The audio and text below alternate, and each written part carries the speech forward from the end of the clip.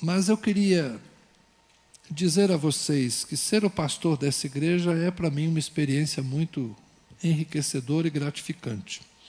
E o texto que eu gostaria de ler com vocês é um texto de Paulo a uma das suas igrejas, a uma das igrejas que nasceu do seu ministério, mas não da sua presença pessoal.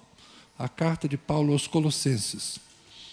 E talvez aqui eu veja um pouco da identificação com a minha história. Eu não sou o primeiro pastor dessa igreja. Eu sou o primeiro pastor da Igreja Batista Nacional de Vila Maria. De vez em quando eu vou lá, é a igreja do Zé. Eu vou lá. Né? Eu, meus irmãos, cunhadas, nossa mãe, começamos uma igreja em 1987. Lá é a minha experiência de uma primeira igreja na juventude. Depois eu vim para cá, depois de algum tempo, em 1998. O primeiro pastor dessa igreja foi Elias Brito Sobrinho, um homem que deve ter sido extraordinário. Eu já disse a vocês mais de uma vez, quando eu cheguei em 98, 24 anos após a morte dele, ele era o pastor de quem eu mais ouvia falar, dentro da igreja e na cidade. Porque ele foi, naturalmente, um homem extraordinário para os seus dias. E no começo do meu pastorado aqui, nasceu um novo desejo no meu coração. Que eu pudesse ter uma vida significativa nas pessoas e na comunidade, de modo que 30 anos depois da minha morte, alguém se lembrasse de mim com carinho. Porque era isso que eu via em 2002, 2003, 2004. 30 anos após a morte do pastor Elias, as pessoas falarem dele com respeito profundo, uma certa saudade, um certo saudosismo. Mas o que é uma vida? O que é uma vida ministerial marcante? Alguém que fica na memória de uma cidade, porque não é só dos crentes, é dos não crentes, dos irmãos católicos. Eu estava na igreja católica, no sepultamento de um padre. Estava eu lá e alguém dizendo, está aqui conosco, pastor Zé Carlos, da Igreja Batista, a igreja do pastor Elias Brito Sobrinho. Então, assim, impressionante. Eu peguei carona no respeito que ele construiu na cidade. Isso trouxe para mim uma responsabilidade, preservar. E Deus me tem dado graça, creio eu, até esse momento. Carta de Paulo aos Colossenses, no capítulo 1, verso 3, escreveu o apóstolo: damos sempre graças a Deus Pai de nosso Senhor Jesus Cristo quando oramos por vocês, desde que ouvimos da fé que vocês têm em Cristo Jesus e do amor que vocês têm por todos os santos, por causa da esperança que está guardada para vocês nos céus. Desta esperança vocês ouviram falar anteriormente por meio da palavra da verdade do Evangelho que chegou até vocês. Esse Evangelho está produzindo fruto e crescendo em todo o mundo, assim como acontece entre vocês, desde o dia em que ouviram e entenderam a graça de Deus na verdade. Isso vocês aprenderam de Epáfras, nosso amado conservo e, em relação a vocês, fiel ministro de Cristo, o qual também nos contou do amor que vocês têm no Espírito. Amém. Graças, Senhor, pelo texto lido, que a Tua bênção esteja sobre nós para recebê-lo e refletirmos. Amém. Epáfras, portanto, foi o evangelista que Paulo enviou para a igreja de Colossos, e o trabalho de pregação do evangelho que Epáfras desenvolveu surtiu resultado. Nasceu na cidade de Colossos uma igreja saudável. Paulo fala da fé que eles tinham em Cristo e do amor por todos os santos. Isso é um sinal de saúde da igreja. Às vezes a gente pensa que a saúde da igreja está no seu patrimônio, nas suas atividades, o que é uma igreja relevante, o que é uma igreja importante, o que é uma igreja significativa. A gente tem que pensar bem nas categorias que a Bíblia nos propõe. E Paulo destacava fé e amor. A fé que vocês têm em Jesus e do amor que vocês têm por todos os santos. Isso é uma igreja das boas. Porque a fé, no contexto que Paulo fala, tem a ver com a capacidade de suportar as provações. Muitas vezes nós associamos fé ao poder que opera milagres, transformações, maravilhas, não é? Nós hoje usamos a fé principalmente nesse sentido. Mas, na maioria das vezes que Paulo emprega a fé referindo-se à igreja, ele está falando de uma ambiência em que muitas vezes a igreja passava por dificuldades, por problemas, numa época em que ser cristão era difícil, era complicado. Se você era um judeu cristão, você era perseguido pelos judeus, porque diziam que você não era um bom judeu. Se você era um pagão cristão, eles te perseguiam porque você abandonou os ídolos, os deuses nacionais, e começou a servir um outro Deus que é dos judeus. Então, você levava pedrada de todo lado. Ser cristão era complicado nos dias do apóstolo Paulo. Por isso, tantas vezes nós vamos encontrar nos escritos de Pedro, de João e de Paulo referência à necessidade de ter fé, porque eram tempos atribulados, tempos difíceis para o exercício da fé, no sentido da crença, não é? Agora, nós hoje não.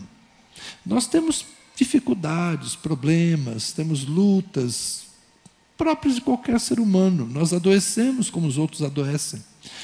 Quando o desemprego vem sobre uma nação, os crentes perdem o emprego igual os não crentes. Quando a gente vai fazer um concurso, tem que estudar, crente, não crente, quem passa? Quem ora mais? Normalmente, nem sempre, né? Tem uns casos de milagre por aqui, mas os milagres são exceção, né? Em geral, a nossa vida cotidiana, ela passa pelos mesmos reveses que os outros passam. Então, as nossas tribulações, circunstâncias naturais. Mas nos dias de Paulo, era perseguição por ser cristão. Era perseguição pelo Evangelho. Era perseguição por amar a Cristo. E para isso era necessário fé. E ele está elogiando exatamente este tipo de fé, robusta, convincente, firme, segura. E ele fala de um amor por todos os santos. Olha que coisa interessante. Não é apenas amarmos os que estão perto, mas amarmos a todos que abraçam a mesma fé. E ele fala também da esperança. Uma esperança que vocês ouviram falar por meio da palavra da verdade do Evangelho. Então, as virtudes cristãs, que são fé, esperança e amor, são as verdadeiras marcas de uma igreja sólida, de uma igreja amadurecida, de uma igreja preparada. Mas como é que a gente desenvolve estas coisas? Ele está falando aqui da palavra da verdade do Evangelho que chegou até vocês. E vocês ouviram e entenderam a graça de Deus na verdade. Isso vocês aprenderam de Epáfras, amado conservo em relação a vocês, fiel ministro de Cristo. É isso que nós temos tentado ser aqui. Fiéis ministros de Cristo. Ministro em Brasília parece cargo de quem é importante. Ministro é o cargo de quem não é tão importante assim. Porque o fulano dorme ministro e acorda demitido. Esses dias teve um. É o cargo de confiança. É o cargo que o presidente da República delega para algumas pessoas para atenderem as diferentes áreas do seu governo. Saúde, educação, o que você quiser aí, distribui lá. O ministério tem a esplanada dos ministérios. Nós em Brasília conhecemos isso tudo. não é?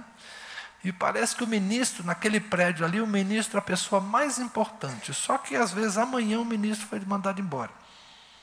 E o funcionário de carreira, concursado, que está lá, é que vai receber o novo ministro e vai dizer: ministro, é o seguinte, ó, sua função aqui é fazer isso, isso, isso, o que o senhor precisa saber é isso, isso, isso, as decisões que o senhor tem que tomar são essas, essas e essas. Essa é a realidade do serviço público.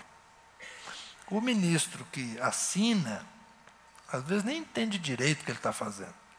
Porque é um cargo de confiança, ele foi colocado lá, é uma função política. Por que ele está lá? Porque ele é o servo do presidente. Ele está lá para servir o presidente. O presidente manda fazer, ele faz do jeito que o presidente quer. É assim que funciona. Se não fizer o que o presidente quer, no dia seguinte, demitido. Ok? Quem não é de Brasília não tem nem ideia, mas é assim que as coisas funcionam aqui. Então, quando a Bíblia diz que nós somos ministros de Cristo, não quer dizer que nós somos autoridades. Eu sou um ministro do Evangelho. Não, ministro do Evangelho eu sou servo do Evangelho. Eu trabalho para o Evangelho. É assim que nós temos que entender a palavra fiel ministro de Cristo. Eu trabalho para Cristo. Eu trabalho sob nomeação, eu trabalho sob autoridade, eu trabalho sob orientação, eu trabalho sob delegação. Eu não tenho nenhum poder próprio, mas eu sou um fiel ministro de Cristo. Ele é quem tem o poder, ele é quem tem a autoridade. Então, como igreja, o que nós somos? Fiéis ministros de Cristo. Nós não estamos aqui para governar, nós estamos aqui para servir, nós não estamos aqui para dominar, nós estamos aqui para servir. Servimos a quem? Servimos às pessoas.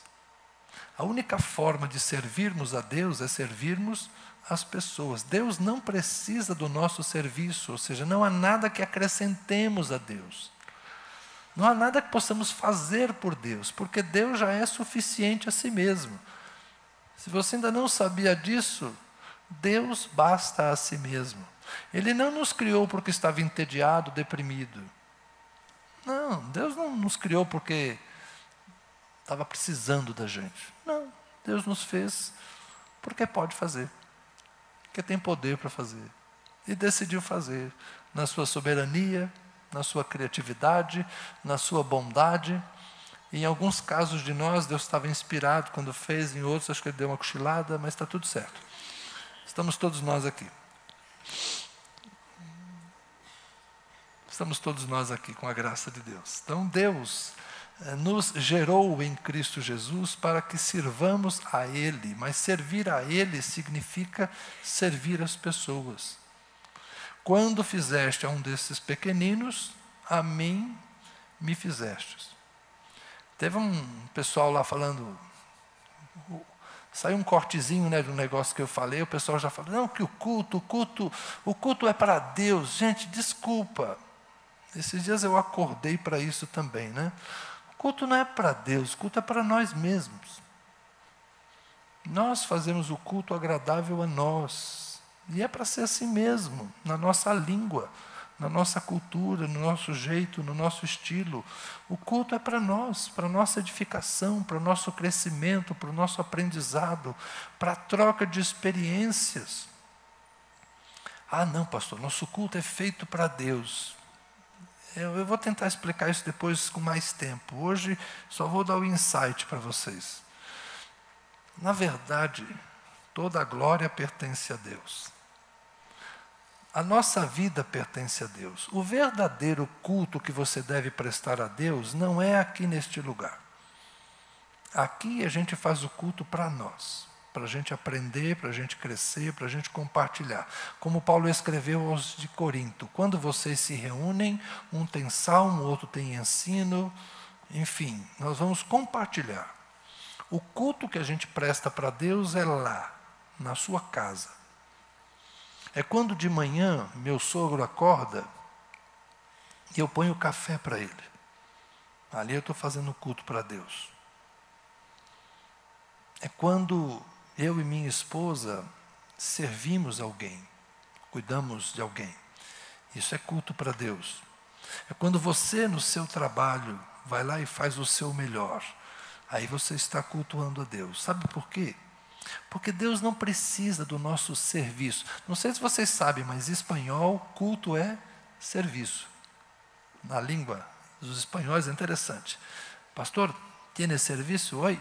Não, hoje não tem serviço. É lunes. Então, de segunda não tem serviço, não tem culto. Interessante, né? Serviço para Deus. Quando é que você faz o serviço para Deus? É quando eu estou aqui cantando. É verdade, é bom. A gente canta para Deus. Mas a gente canta para nós também, né? Por isso que a gente canta as músicas que a gente gosta, a gente ensaia, prepara, a gente faz o nosso melhor para nós todos. Nós desfrutamos desse momento. Esse momento é para nós também. Mas quando você faz para o pobre, quando você faz para o desvalido, quando você faz para o necessitado, quando você compartilha, olha bem, quando você oferta na igreja, aí eu dei oferta na igreja, eu dei oferta para Deus. Aí você vai sentar na cadeira, reclamar do climatizador, vai reclamar do som, não sei o que lá, ou vai elogiar também, está tudo certo. A questão é, nós usufruímos desse dinheiro. Qual o dinheiro que você realmente deu para Deus? É aquele dinheiro que não te dá retorno. É aquela pessoa que você dá o dinheiro para ela, não preocupado se ela vai fazer algo por você, mas é porque você deu. É aquilo que você tira de si para o outro. Vocês entendem? Eu vou melhorar essas ideias depois e vou trabalhá-las com mais tempo. Minha mente está o tempo todo criando coisas. Oh, Jesus, misericórdia de mim. Eu gostaria de ser um fiel ministro do Evangelho, um servo de Deus. E gostaria que vocês estivessem juntos comigo nisso. Porque é essa igreja que o mundo precisa hoje. O mundo não está precisando de uma igreja que diga como eles devem viver. O mundo está precisando de uma igreja que demonstre para eles como é possível viver cheios da graça de Deus. Nós precisamos viver o Evangelho, encarnar o Evangelho, por meio do amor, por meio da paz, por meio da justiça, por meio da alegria. O nosso culto deve refletir a nossa alegria, a nossa gratidão. Vocês entendem? Estas coisas podem ser comunicadas quando a gente se reúne. Esta graça do Espírito Santo que opera individualmente em nós e que é mais frutífera quando nos reunimos, ela é mais vistosa quando nos reunimos. Isso tudo as outras pessoas precisam conhecer. E é por isso que a gente tenta, de alguma forma, tornar isso conhecido. Somos gente que tem fé, somos gente que tem amor, somos gente que tem esperança, somos gente que tem alegria, somos gente que pratica a justiça, que quer viver em paz, porque entendemos a verdade do Evangelho. E a verdade do Evangelho é que Deus em Cristo está reconciliando consigo o mundo. A verdade do Evangelho é que agora, sem lei, a justiça de Deus se manifesta por meio de Jesus Cristo para todo aquele que nele crê. A verdade do Evangelho é que Cristo nos amou e Cristo morreu por nós, e que Cristo ressuscitou, e como cantamos, Ele veio do céu para a terra, da terra para a cruz, da cruz para o sepulcro, mas do sepulcro para o céu, e isso tem a ver com a nossa convicção de que Jesus reescreve a nossa história. O Evangelho, gente, como ouvimos ontem, é o poder de Deus para a salvação de todo aquele que crê. E essa é a verdade do Evangelho. Que o Evangelho em nós produz transformação. Não é pela pressão, não é pelo legalismo, mas é porque o Evangelho é graça, o Evangelho é poder, o Evangelho é unção, o Evangelho é a presença de Cristo em nós. A verdade do Evangelho transforma a gente. Nós precisamos resgatar o valor do termo evangélico, que está tão achincalhado, que está tão down, está tão decadente. Nós precisamos resgatar o termo evangélico, porque evangélico é aquele que pratica, crê, vive o Evangelho de Jesus Cristo. Eu quero ser evangélico. Muitos dos meus amigos pastores estão dizendo, eu não quero ser evangélico, mas eu quero ser do contra. Eu adoro ser do contra. Eu quero ser evangélico. Eu quero insistir, eu acho que nós podemos resgatar esse termo, nós podemos salvar esse termo. Nós podemos viver um evangelho que atraia pessoas, como escreveu o apóstolo Paulo, exalando o bom perfume de Cristo. Talvez por isso a gente seja uma igreja um pouco diferente. Talvez por isso alguns achem que eu seja um pastor um pouco diferente. Eu não sei por onde muitos têm andado, mas entre nós, faz muito tempo que o Evangelho é leve. Aquilo que a pastora Alfa cantou, a nossa cruz nem pesa, porque a pesada Ele já carregou. Puxa vida, nós já sabemos disso há tanto tempo, e tem gente que não sabe ainda. Transformou a fé num fardo. Mas nós já aprendemos que o chamado de Jesus é: vinde a mim.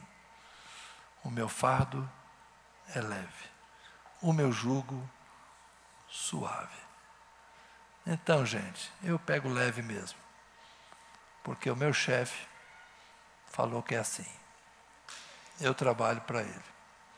Quem quiser pôr fardo pesado nas costas dos outros, é outra história, porque aquele a quem eu anuncio disse que o fardo dele é leve, o jugo é suave, mas que Ele está conosco.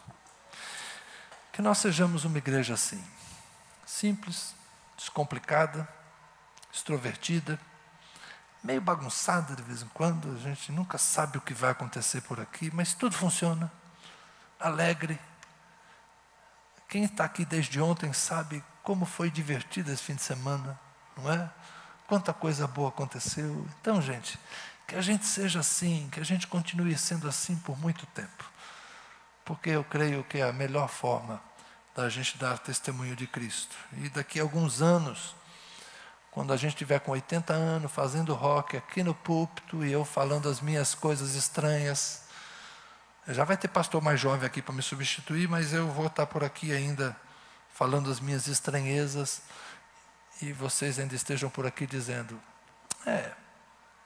vamos lá, vamos caminhar, porque o Evangelho é simples e não é difícil de viver. Para finalizar, hoje, irmão Elmir esteve conosco, quase 100 anos. É o nosso ancião de muito tempo, não é? Irmão Elmir. Quando ele se converteu, as coisas eram muito diferentes. Daqui a alguns anos eu não sei como nós seremos, mas uma coisa que se diga de nós, que nós temos fé em Cristo, que nós temos amor por todos os santos e que a nossa esperança está firmada naquilo que aguardamos de Deus nos céus. Vamos orar? O Jorginho queria repetir o Ele Exaltado, porque o Ele Exaltado saiu sem contrabaixo. E como o Jorginho é perfeccionista, banda, volta. E essa é uma das minhas prediletas. Eu convido vocês a nos colocar em pé. Senhor, a verdade do Evangelho e o Evangelho da verdade. Dá-nos isto, Senhor. Ajuda-nos a nos mantermos nesse trilho estreito. A verdade do Evangelho e o Evangelho da verdade. Nós não queremos contaminar a mensagem de Jesus Cristo com outras coisas. com ideologia, com psicologismo, com estratégias humanas. Nós não queremos contaminar o Evangelho de Jesus Cristo com doutrinamento, catequização, imposta, ó Deus, por causa dos dogmas que nós, humanos mesmo, criamos. Mas nós queremos, com Tua graça, Senhor, e com a bênção do Espírito Santo, encontrar esse veio puro de água cristalina, de água limpa. Talvez esse veio de ouro que está escondido na terra, Senhor. O Evangelho da verdade e a verdade do Evangelho. Guarda-nos do legalismo, Senhor. Guarda-nos, ó Deus, das contaminações que nós mesmos podemos produzir.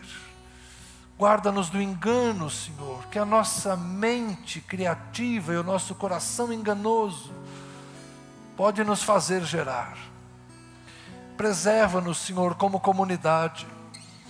Que nós cuidemos uns dos outros com amor, um amor por todos os santos, Senhor, para nos mantermos fiéis uns aos outros e todos fiéis ao Senhor. A verdade do Evangelho, o Evangelho da verdade, por ministros e ministras fiéis. Que o Senhor possa dizer isso de nós. Ali está um crente fiel, ali está uma igreja fiel. Que nós ouçamos do Senhor o louvor, o reconhecimento, por caminharmos sob a Tua graça e sob a Tua bênção. Ajuda-nos, Senhor. O caminho às vezes é árduo, lutar contra tantas ideias hostis ao Evangelho, mas nós queremos pedir ao Senhor que nos ajude a sermos fiéis. Amém.